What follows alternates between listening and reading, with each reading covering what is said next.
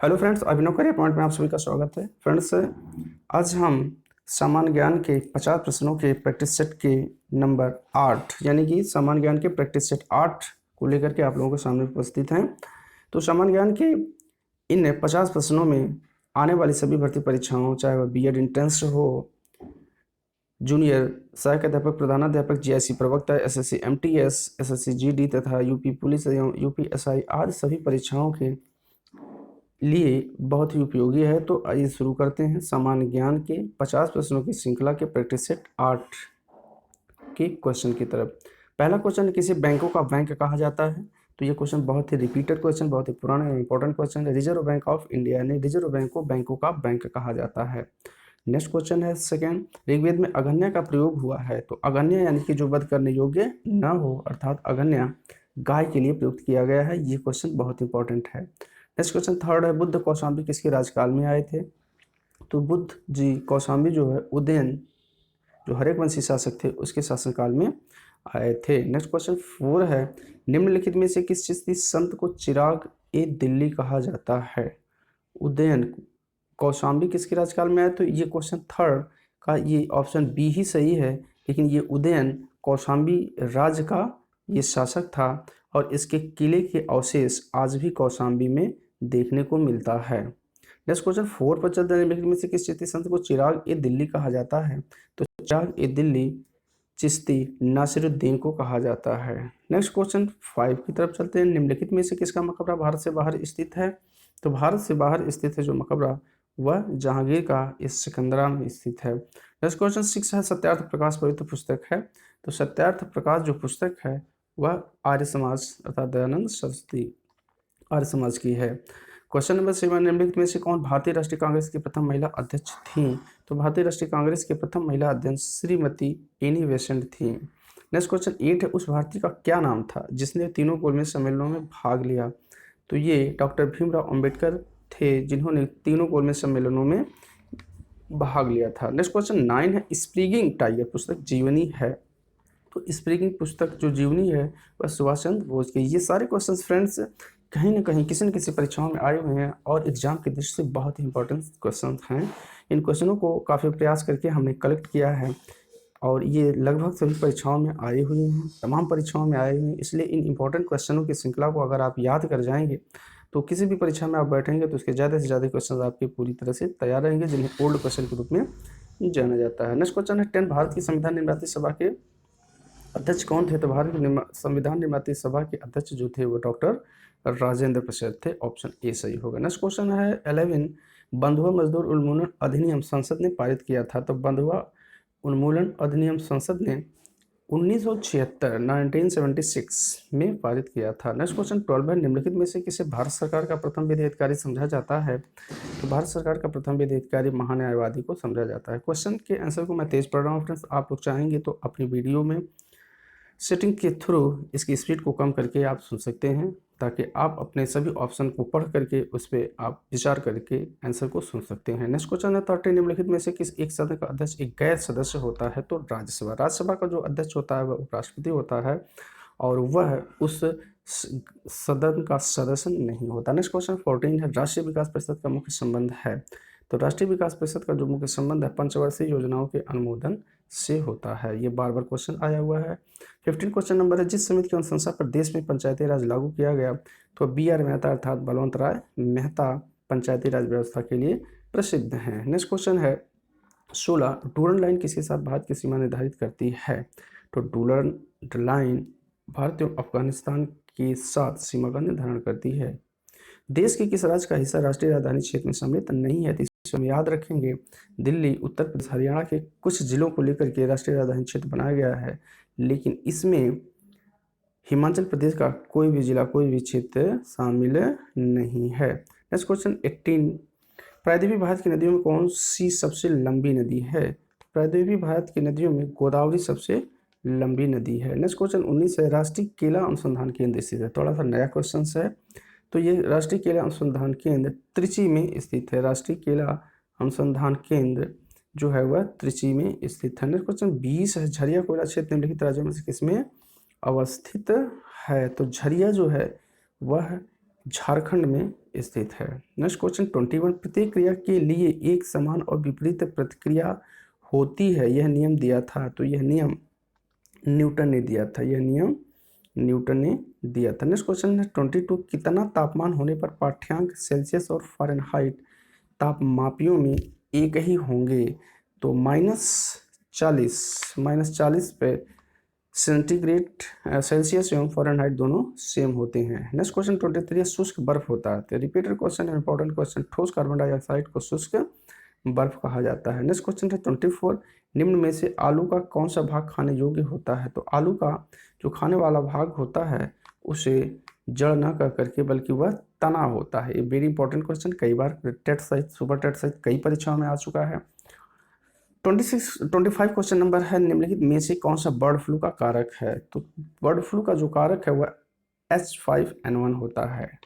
Next question है 26, पृथ्वी का सर्वाधिक बृहद पारिस्थितिकी तंत्र में से कौन है? तो सर्वाधिक बृहद पारिस्थितिकी तंत्र जो है वह जैव मंडल है। ऑप्शन डी सही होगा। नेक्स्ट क्वेश्चन 27, निम्नलिखित नगरों में से किसमें Indian institute of ecology and environment स्थित है?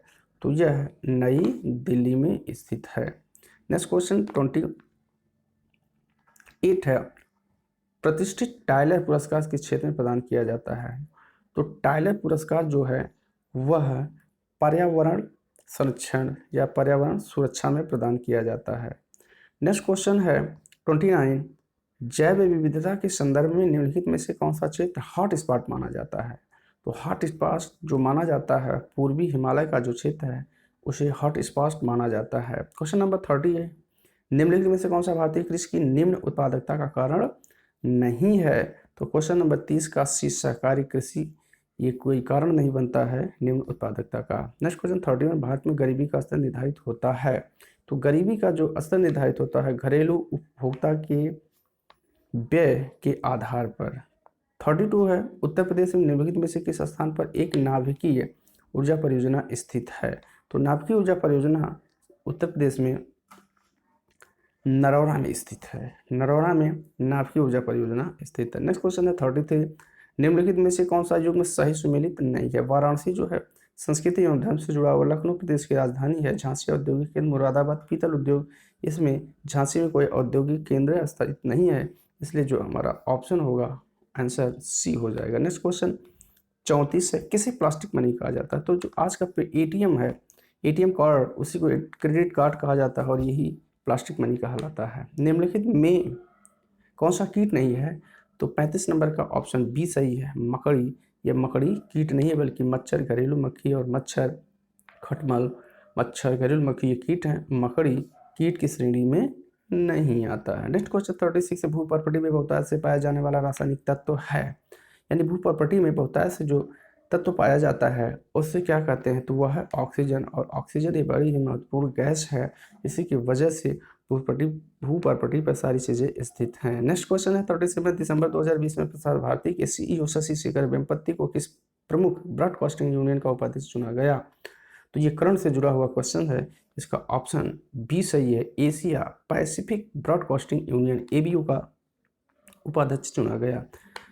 38 क्वेश्चन नंबर 18 दिसंबर 2020 को एशियाई विकास बैंक एडीबी और भारत सरकार ने उत्तर प्रदेश में उपभोक्ताओं को विश्वसनीय विद्युत आपूर्ति प्रदान करने के उद्देश्य से दृष्टिगत ग्रामीण बिजली वितरण नेटवर्क में सुधार करने हेतु कितनी राशि के ऋण पर हस्ताक्षर किए? तो इसका जो ऑप्शन सही होगा वह सी सही होगा, $300 मिलियन। नेक्स्ट क्वेश्चन 39, अंतर्राष्ट्रीय प्रवासी दिवस कब मनाया जाता है? तो अंतर्राष्ट्रीय प्रवासी दिवस जो है वह 18 दिसंबर को मनाया जाता है। नेक्स्ट क्वेश्चन 40 है, 17 दिसंबर 2020 को भारतीय अंतरिक्ष अनुसंधान संगठन इसरो ने किस ध्रुवीय प्रक्षेपण यान से नए संचार उपग्रह CMS-01 का सफल प्रक्षेपण किया है? तो इसका ऑप्शन PSLV C50 है। नेक्स्ट क्वेश्चन 41 है, 17 दिसंबर 2020 को प्रतिस्पर्धी खेल के रूप में योगासन को औपचारिक मान्यता प्रदान करने की घोषणा की गई।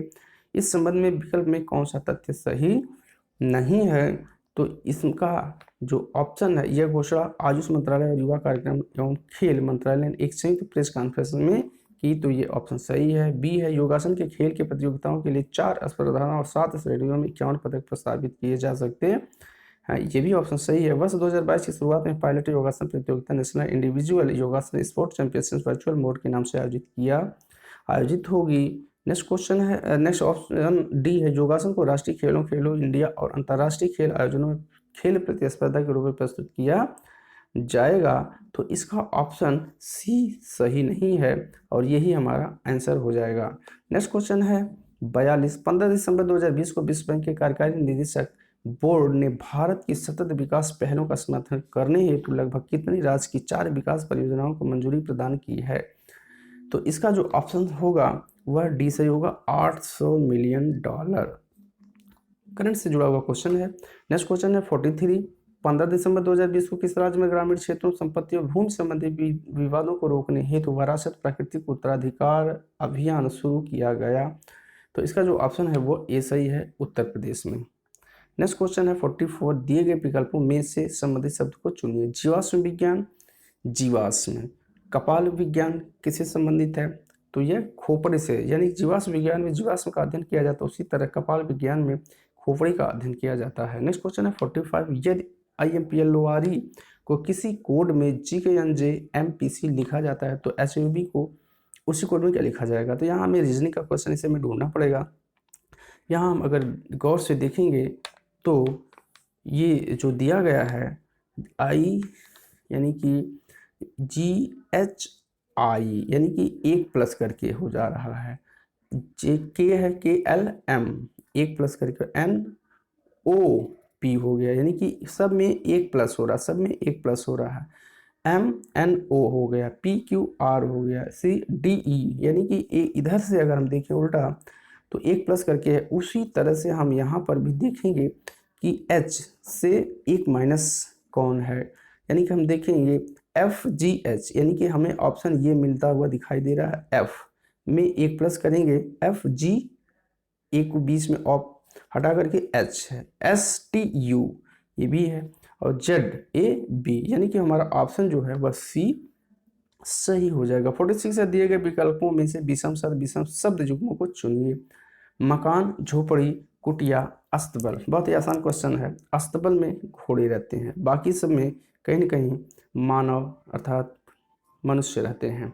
नेक्स्ट क्वेश्चन है 47, यदि RHYTHMIC को QGXSGLHB के रूप में लिखा जाता है तो म्यूजिक को उसी कोड में कैसे लिखा जाएगा। तो 47 को हम देखेंगे तो यहाँ एक एक माइनस करके वही चीज लिख रही है, PQR GHXY यानी सेम उसी के बाद वाला अक्षर है, STGHLMHIGHIB बाद C इसको के रूप में लिखा जाता तो म्यूजिक उसी कोड में कैसे लिखा जाएगा, यानी कि M से पहले वाला कौन अक्षर होगा, L के बाद M मिलता है, यानी कि हमें L का मतलब हो गया इन दोनों ऑप्शन में, यानी कि इन्हीं में से कोई होगा। L के बाद M है, STU यानी कि ये T के बाद ही U आता है, यानी कि हमें B ऑप्शन सही दिखाई दे रहा है। दो ही अक्षरों से हमें प्राप्त होगा। R के बाद क्या आता है, S आता है, S के बाद I आता है, B के बाद C आता है। नेक्स्ट क्वेश्चन 48 पर चलते हैं। यदि 1 जनवरी 1991 को मंगलवार था तो उसी वर्ष में किस महीने का पहला दिन मंगलवार होगा। तो इसमें हम जोड़ते हुए जब जाएंगे, चूँकि 1 जनवरी को है तो 7 उसमें पुनः जोड़ेंगे, 7 1 8 को फिर मंगलवार, 8 7 15 को मंगलवार, 15 7 22 को मंगलवार, 22 7 29 को मंगलवार, और ये जनवरी का महीना है 30 31 यानी कि फिर 5 फरवरी को मंगलवार। इस प्रकार हम जोड़ते हुए 7 प्लस करते हुए जाएंगे तो अक्टूबर का पहला दिन जो है मंगलवार पड़ेगा, यानी ऑप्शन बी सही हो जाएगा। नेक्स्ट क्वेश्चन 49 है, शिक्षक शिक्षण में अभ्यास और भावात्मक लगाव के महत्व को अपने अनुभव से अच्छी तरह समझते हैं। निष्कर्ष इसमें निकलता है शिक्षण में भावात्मक लगाव अभ्यास के बराबर महत्वपूर्ण नहीं है। शिक्षक शिक्षण में अभ्यास की आवश्यकता को समझते हैं। तो इसका जो निष्कर्ष निकल रहा है वह डी, केवल निष्कर्ष सेकंड ही इससे प्राप्त हो रहा है, शिक्षक शिक्षण में अभ्यास की आवश्यकता को समझते हैं। नेक्स्ट क्वेश्चन 50 अर्थात इस प्रैक्टिस सेट नंबर 8 का अंतिम क्वेश्चन है, 2 वर्षीय महात्मा गांधी नेशनल फेलोशिप 2021-2023 किस मंत्रालय द्वारा शुरू की गई है? तो इसका जो ऑप्शन है ये करंट से जुड़ा हुआ क्वेश्चन है, कौशल विकास एवं उद्यमिता मंत्रालय द्वारा ये पुरस्कार शुरू किया गया या फेलोशिप शुरू किया गया। तो इस बार फ्रेंड्स इस प्रैक्टिस सेट नंबर 8 में हमने 50 प्रश्नों की श्रृंखला को लेकर के उपस्थित थे और ये सारे क्वेश्चंस बहुत ही इंपॉर्टेंट हैं और लगभग परीक्षाओं में पूछे जाने की पूरी चांसेस हैं। इस वीडियो को जब आप कई बार सुनेंगे, सभी प्रश्नों के उत्तर को कई बार सुनेंगे तो ये क्वेश्चन के आंसर आपको याद हो जाएंगे। तो अगले प्रैक्टिस सेट नंबर 9 के साथ हम पुनः उपस्थित होते हैं। तब तक के लिए आप हमारी वीडियो से बने रहें। Okay, thanks.